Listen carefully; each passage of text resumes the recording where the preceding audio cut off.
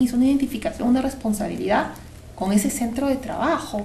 Entonces es como un círculo vicioso que afecta a las relaciones económicas y, bueno, relaciones laborales. Ahora, doctora, en el caso de las mujeres embarazadas, yo me imagino que si la persona tiene un contrato indeterminado y sale embarazada, tiene todas las de la ley que la protejan y la amparen. Pero en el caso de una muchacha, una señora, una mujer que haya sido contratada por 6 meses y ella entra embarazada de 3 meses, sabiendo o no sabiendo el empleador, ¿no? Da a luz y me imagino que le tienen que dar un tipo de descanso, beneficios, ¿no? Por haber sido madre. ¿Le cubre o no le cubre? Porque ya se habría vencido su plazo de trabajo, ¿no? Entonces, ¿cómo hace ahí la ley para no dejarla desamparada, sin trabajo, sin ingresos a esta mujer? Nosotros estaríamos ahí en ese ejemplo ante un contrato que vencería cuando esta madre está en su descanso por maternidad. Bueno, ahí tenemos una cosa, el contrato se suspende en ese descanso y no puede terminarse. O sea, la obligación que tiene la empresa, por lo menos lo mínimo, es ampliar ese contrato mientras dure ese descanso, porque la protección de la mujer es mientras esté embarazada más 90 días, o sea que es precisamente el descanso por maternidad. Y algo tenía entendido de que, no sé si ya es ley o lo iban a hacer proyecto de ley, de que si es que había una persona que tenía un familiar con una enfermedad terminal, se le iba a dar un descanso o sí, un tiempo, eso algo ha salido así. Recientemente, ya es una ley, está vigente. Si es que un trabajador tiene un familiar directo con una enfermedad terminal o un grave accidente que haya puesto en peligro su vida, pues tiene derecho a una licencia, por lo menos de 7 días.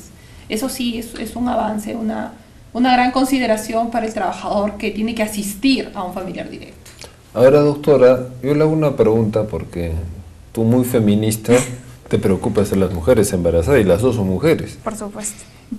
Sí, pues, vivimos en un mundo que ustedes dicen machistas, pero cuando hay el ministerio del hombre, hablamos, ¿no? ¿Por qué hay el ministerio de la mujer? Cuando hay el homicidio, ¿por qué hay feminicidio, no? Entonces, pregunto yo, doctora, ¿los hombres tienen descanso por maternidad? Esa licencia es la que se llama por paternidad, y es porque el hombre, el padre, también pues tiene que estar con el recién nacido. Y bueno, no ha habido siempre, con los años ha ido avanzando nuestra legislación, y se da por 4 días hábiles al trabajador. Y también conversábamos de que cuando la mujer tiene un hijo, trillizos, mellizos, o con alguna deficiencia, es cierto que se le da un poco más se amplía por 30 días más el descanso por maternidad. Y eso es reciente, ¿verdad? Sí, ¿no? Sí. Realmente en legislación avanzamos, lo que nos falta, como vemos, es un poco de cumplimiento. Ahora, doctora, yo quería preguntarle algo también que es, por un lado, en mi opinión, beneficioso, pero por otro lado, como usted en el corte conversábamos, que tenemos una buena legislación, el problema está en que no se aplica, y me refería a esto de la tercerización de servicios. ¿Cómo ve usted esta situación de la tercerización de servicios? Y yo le rogaría que previamente a nuestros amigos televidentes les explique qué es la tercerización y qué efectos o qué implica ser un trabajador tercerizado. Bueno, la tercerización es que una empresa contrate a otra empresa para que haga parte de su producción, parte de sus servicios y de una manera autónoma. Entonces, para entender la figura, el ejemplo creo que más claro lo tenemos en la minería. O en Telefónica. O en Telefónica, una empresa que está encargada de las telecomunicaciones, pero que contrata a una tercera para que haga la cobranza, a otra para que haga el control de que no haya escape o robo de líneas, contrata a otra para mantenimiento. Para que rompa veredas, ponga postes. Exactamente. Entonces, ¿qué pasa? Telefónica tiene trabajadores que son suyos, sus trabajadores de planilla, y otros trabajadores que no son suyos, son de otra empresa, pero vienen a ser trabajadores indirectos. Entonces, los trabajadores directos de Telefónica van a tener las remuneraciones que vienen ganando, probablemente se aumenten cada año, tengan utilidades en función a lo que también pues percibe Telefónica. Una mega empresa. Exactamente. Pero los trabajadores de las empresas tercerizadoras o colaboradoras que también les llaman, pues ellos van a ganar los beneficios en función a su empresa. Que es pequeñita la generalidad de veces. Esa empresa va a generar utilidades en función al servicio que hace y de repente ni siquiera utilidades, de repente pérdida. Entonces van a recibir menos que el trabajador propio, que el trabajador de planta.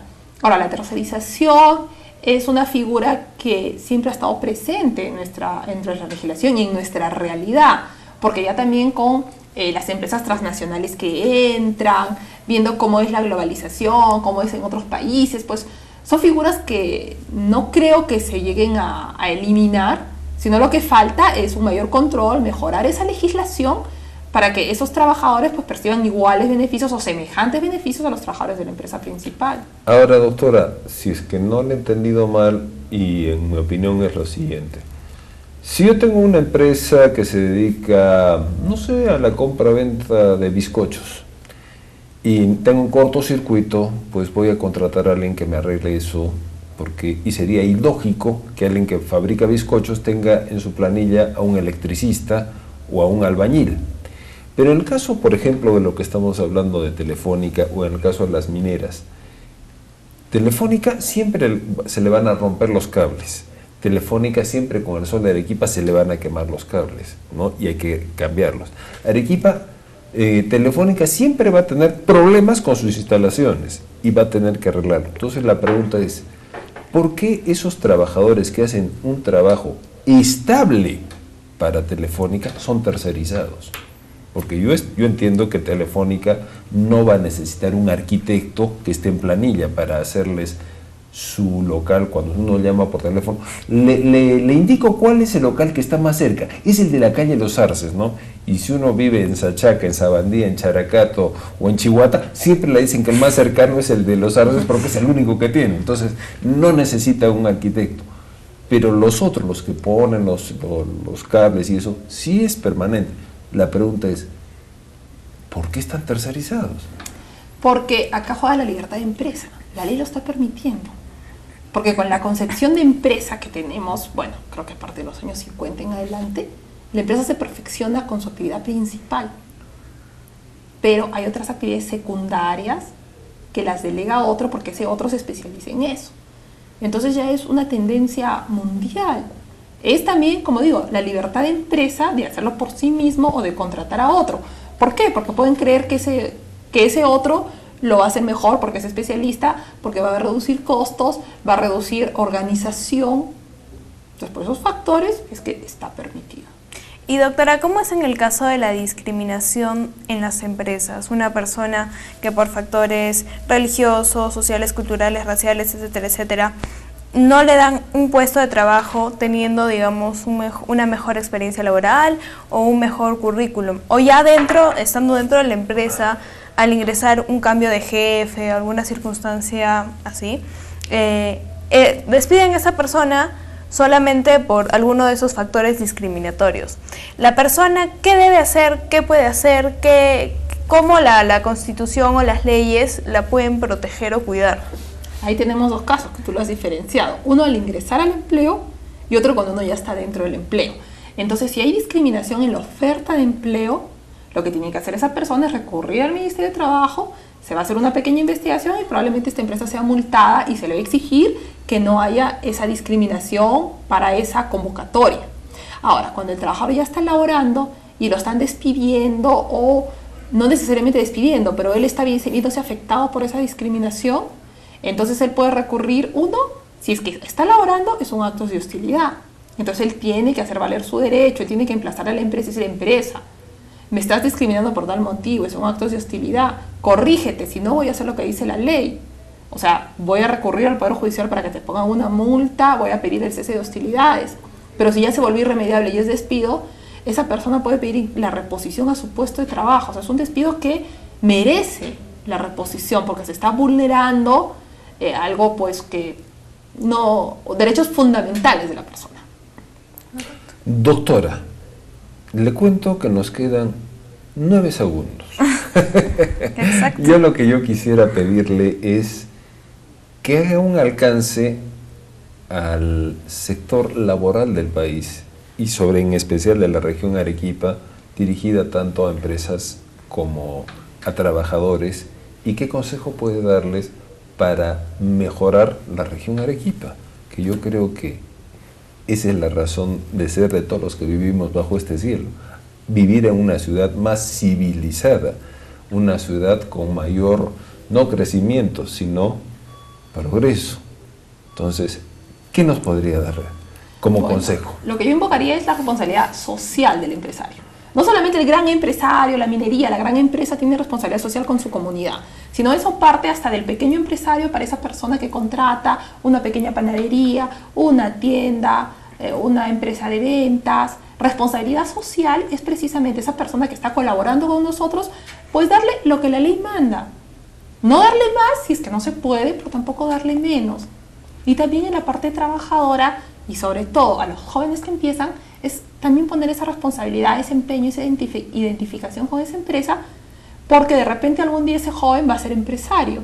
Y si tuvo una mala experiencia, de repente en su empresa, también va a ser un mal empleador. Entonces invoca responsabilidad por ambas partes. Correcto, doctora. Ha sido un placer tenerla con nosotros. Belencita, te agradezco tu presencia. Y con ustedes, amigos televidentes, tengo que ir a una pausa y en breves instantes estoy con ustedes. Permiso.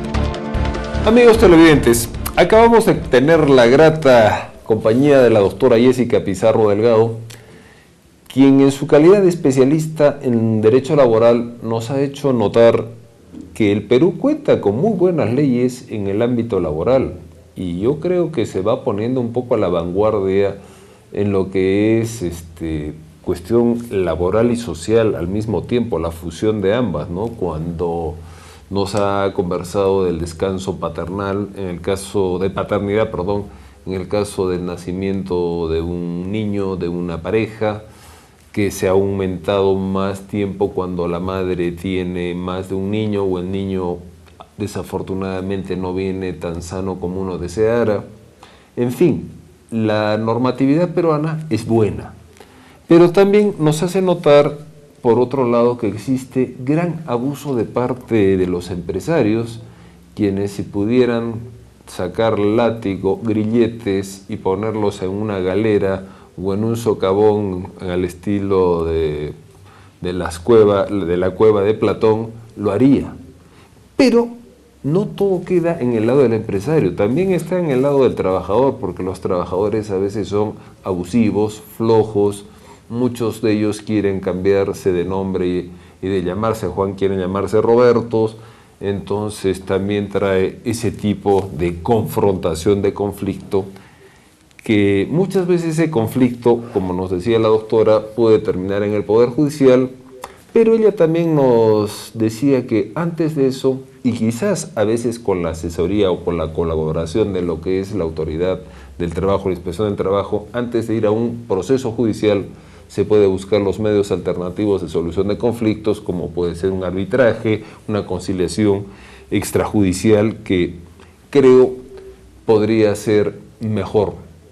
Y también como corolario de esta conversación, y reiterativamente y coincidentemente, una invitada más nos dice que ella en la región encuentra que existe crecimiento, sí, económico, pero también existe enorme desorden, lo cual quiere decir que si bien estamos creciendo, no estamos desarrollando, no estamos yendo a ser un país mejor, sino hay caos, hay desorden. Yo creo, al final, y coincido perfectamente con la doctora Jessica, lo que falta en nuestra región en cuestiones laborales es falta de conciencia, tanto del empleador cuanto del trabajador, salvo mejor parecer. La próxima semana nos reencontraremos aquí en este habitual horario y no quiero irme sin recordarles que pueden encontrarnos en Facebook, escríbanos qué temas les gustaría tocar, qué comentarios le merece y también puede vernos en YouTube en lo que son los programas más brillantes, podríamos decir. Y no me queda más sino decirles, disfruten de nuestra programación, pasen una buena noche y que tengan una excelente próxima semana. Buenas noches.